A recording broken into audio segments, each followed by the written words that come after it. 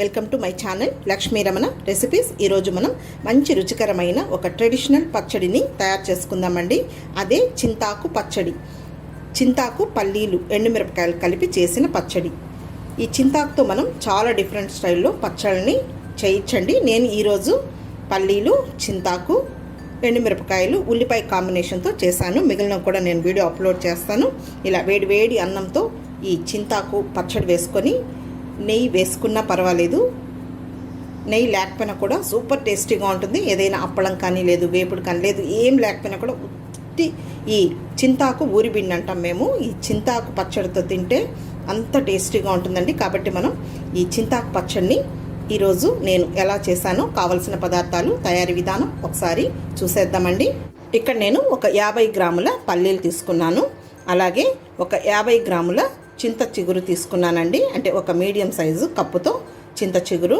మామూలుగా మనకు సీజన్ అప్పుడు ఇది మార్కెట్లో అవైలబుల్ ఉంటుంది. ఈ చింతాకుని బాగా ఒక 3-4 సార్లు వాష్ చేసుకొని వాటర్ అంతా డ్రైన్ చేసి పెట్టుకోవాలి. ఎందుకంటే ఇసుక అదంతా ఉంటుంది కాబట్టి శుభ్రంగా క్లీన్ చేసి పెట్టుకోవాలి. ఆల్రెడీ నేను చేసి పెట్టేశాను.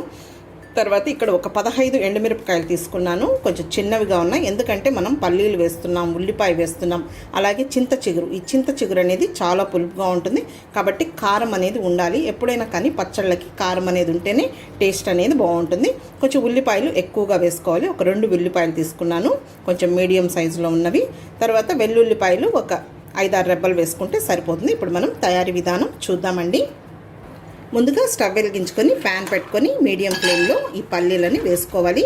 పల్లీలు కూడా మరీ ఎక్కువగా వేయకూడదు. పల్లీలతో డామినేషన్ ఎక్కువైపోతుంది కాబట్టి పల్లీలు ఒక 50 గ్రాములు అయితే సరిపోతుంది. ఒక మీడియం సైజ్ కప్పు. ఈ పల్లీలని మీడియం ఫ్లేమ్లో ఇలా కలుపుకుంటూ మంచి కలర్ వచ్చే వరకు వేయించుకోవాలి. అప్పుడే మనకు పచ్చడి అనేది టేస్టీగా ఉంటుంది. ఈ పల్లీల బదులు మనం నల్ల నువ్వులు, మేము ఎక్కువగా రాయలసీమ సైడు నల్ల నువ్వులు, చింతాకు వేసి పచ్చడి చేస్తామండి. సూపర్గా ఉంటుంది. నేను అది కూడా వీడియో అప్లోడ్ చేస్తాను. తెల్ల నువ్వులు వేసుకొని కూడా చేసుకోవచ్చు. చూడండి, పల్లీలు బాగా వేగిపోయాయి. ఎప్పుడైనా కానీ మనం ఇవి కొంచెం ముందుగానే తీసేసుకోవాలి. అవి మనం కొద్దిగా చల్లారే లోపల మళ్ళీ కూడా కలర్ వచ్చేస్తాయి. ఇప్పుడు వీటిని తీసి పక్కన పెట్టేసుకుందాము.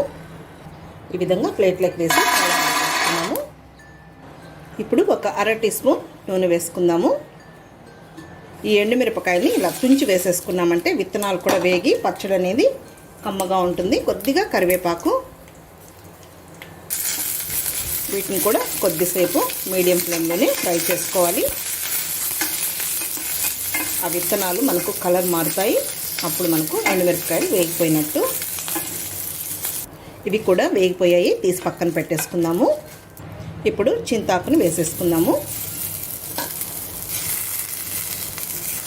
ఇంకొక 1/2 టీ స్పూన్ నూనె వేసుకుందాము. ఈ చింతాకుని కూడా మీడియం ఫ్లేమ్లో ఇలా కలుపుకుంటూ ఫ్రై చేసుకోవాలి, మాడిపోకుండా. మాడిపోయిందంటే మనకు ఆ పచ్చడి అనేది టేస్ట్ బాగుండదు. చూడండి, ఇవి లేతగా ఉంటాయి కదా కాడలు, వాటితో కూడా వేసేయాలి. ఈ చింత చిగురు పులిపే సరిపోతుంది మనకు పచ్చడికి. కావాలంటే కొద్దిగా చింతపండు వేసుకోవచ్చు, కానీ అవసరం లేదండి. ఈ పులుపు మనకు సరిపోతుంది. ఇప్పుడు చింతాకు కూడా వేగిపోయింది. స్టవ్ ఆఫ్ చేసేసుకుందాం. ఇవన్నీ చల్లారాలి. రోల్ అవైలబుల్ ఉంటే రోట్లో దంచుకోవచ్చు, లేదు మిక్సీలో కూడా మనం రోట్లో లాగే పచ్చడిని తయారు చేసేసుకోవచ్చు. ఓకే అండి, ఇవన్నీ చల్లారిపోయాయి. ఇవన్నీ ఇందులో వేసేసుకుందాము.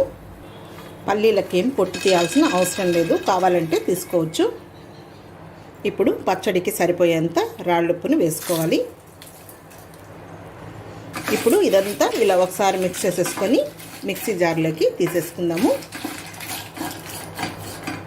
ఇప్పుడు మిక్సీ జార్ తీసుకొని ఇదంతా ఇందులో వేసుకుందాం. ఇదే పచ్చడి మనం ఇంకొంచెం డిఫరెంట్ ఫ్లేవర్తో కూడా చేయించండి. నేను అది కూడా మీకు వీడియో అప్లోడ్ చేస్తాను. అంటే ఇదే ఎండుమిరపకాయలు, చింతాకు, పల్లీలు వేసి. ఇప్పుడు ఇందులోకి ఒక 6 వెల్లుల్లి రెబ్బలండి, లైట్గా పొట్టు తీసుకోవాలి. వీటిని కొద్దిగా కచ్చా పచ్చగా దంచి వేసుకోవాలి. పచ్చడి మనం మిక్సీ వేయకనే మంచి వాసన వస్తుంది. ఇప్పుడు ఇందులో కొద్దిగా నీళ్లు వేసుకొని పచ్చడిని కంటిన్యూగా కాకుండా నిలుపుకుంటూ గ్రైండ్ చేసుకోవాలి. చూడండి, పచ్చడి అనేది ఈ విధంగా వేసుకోవాలి. మరి మనకు మెత్తగా లేకుండా అలాగని బరగ్గా లేకుండా చూడండి ఈ విధంగా ఉండాలి. ఇప్పుడు ఇందులో మనం తీసుకున్న ఉల్లిపాయల్ని ఇలా ముక్కలుగా కట్ చేసి వేయాలి. పచ్చి ఉల్లిపాయలే వేయాలి. ఈ పచ్చడికి పోపు లేదు, ఉల్లిపాయను కూడా ఫ్రై చేయకూడదు. ఇలా పచ్చిగానే వేస్తేనే పచ్చడి అనేది టేస్టీగా ఉంటుంది. ఇప్పుడు దీన్ని ఒక్కసారి ఇలా కలుపుకొని జస్ట్ ఒక్కసారి అలా మిక్స్ చేసేసుకోవాలి. అంతే అండి. చూసారు కదా, మనకు చింతాకు పచ్చడి రెడీ అయిపోయింది.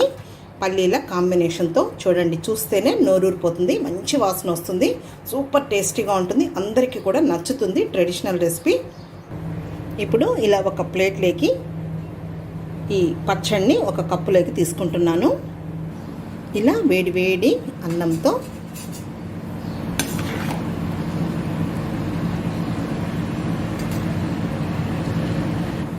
ఈ పచ్చడి ఇలా వేసుకొని